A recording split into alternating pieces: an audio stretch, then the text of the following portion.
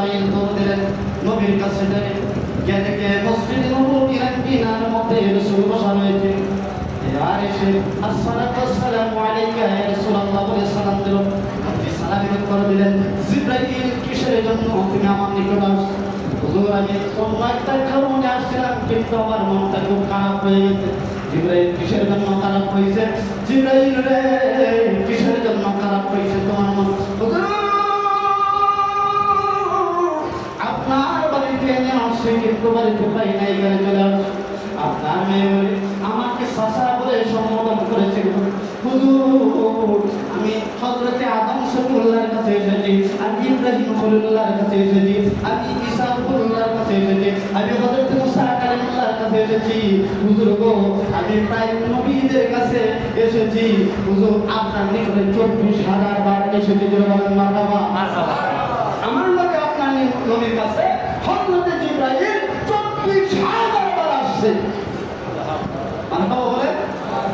হুজুর আমাকে কেন চাচা ডাকলো? আমি তো আপনার বড় হয়ে। আচ্ছা বড় হলে কি ডাকে নাকি জানা না?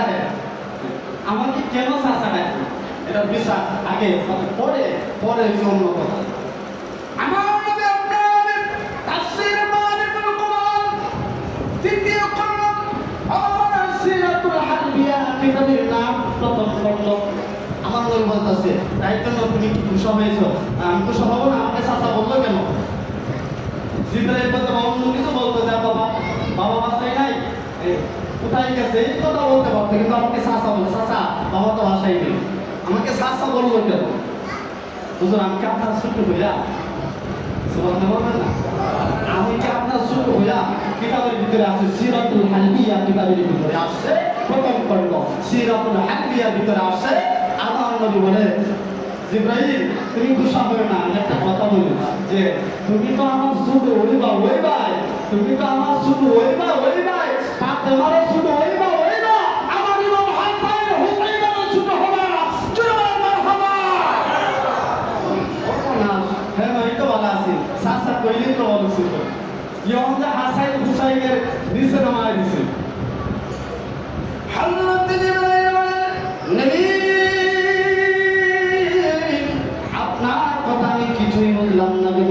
আমি আপনাকে ছোট হবো এবং ফাতেমারও ছোট হয়ে যাবো এবং হাসান হুসাইনও ছোট হয়ে যাবো। কিভাবে ছোট হবো? আমার নবী বলে, জিবরাইল জিবরাইল তোমাকে একটা প্রশ্ন করি। তোমার কায়া জিবরাইল, জিবরাইল তোমার বয়স কত তুমি কি বলতে পারবা? আমি বলতে পারবো না। আমি আমার বয়স আমার অনুমানে বলতে পারবো, কিন্তু আমার বয়স কত হয়েছে আমি বলতে পারবো না। আমি হযরতে আদম সফিউল্লাহকে দেখেছি, ইব্রাহিম খলিলুল্লাহকে দেখেছি, ঈসা রূহুল্লাহকে দেখেছি, কিন্তু আমার বয়স কত হয়েছে আমি বলতে পারবো না। আমার মনে বলে, জিবরাইল অনুমানে বলো তোমার বয়স কিরকম হইতে পারে? জিবরাইল বলে,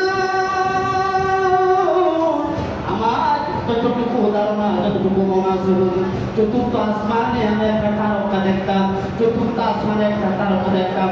70,000 বছর পূর্বে, 70,000 বছর উদয় হয়ে থাকতো, 70,000 বছর অস্ত অবস্থায় থাকতো। যদি চারটা এই তারকাটা উদিত হইতো 70,000 বছর পর্যন্ত উদয় অবস্থায় থাকতো। এই তারকাটা যদি অস্ত যাইতো 70,000 বার, 70,000 বছর চলে যাইতো অস্ত অবস্থায় থাকতো। বলেন সুবহানাল্লাহ। এই তারকাটা তুমি দেখেছো? হ্যাঁ হুজুর আমার জীবনে আমি একটা তারকা দেখেছি চতুর্থ আসমানে, যে তারকাটা 70,000 বছর উদয় অবস্থায় থাকতো, আবার যখন অস্ত যাইত ওই তারকাটা 70,000 বছর অস্ত অবস্থায় থাকতো। নবী আপনার নবী বলে, জিবরাইল তোমার জীবনে কয়বার এই তারকাটা দেখেছো? জিবরাইল বলতেছে, হুজুর আমার জীবনে একবার না, দুইবার না, তিনবার না, 1,000 না, 2,000 না। হুজুর গো আমি জিবরাইল এই তারকাটা 72,000 বার দেখেছি।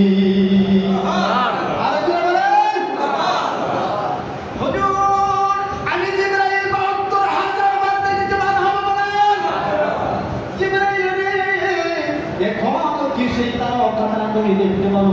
হুজুর না, এখন আর দেখা যায় না। জিবরাইল রে সেই তারকাটা দেখলে কি তুমি চিনতে পারো?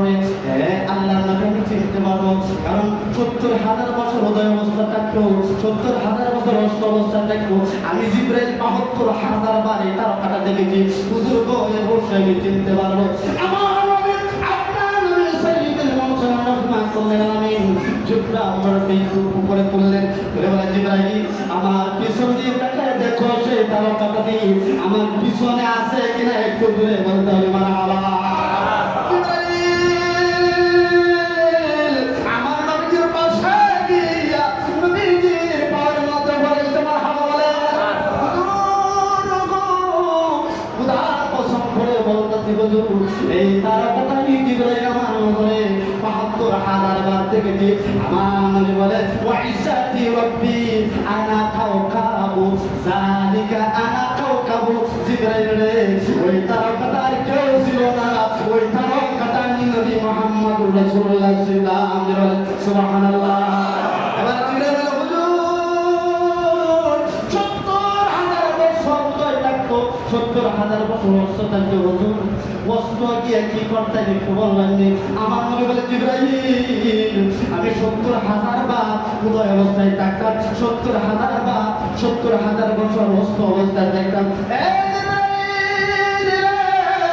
একটা সেকেন্ডের সময় আমি উম্মত ছাড়া কান্নাকাটি করি নাই, যতক্ষণ পর্যন্ত সময় পেয়েছি।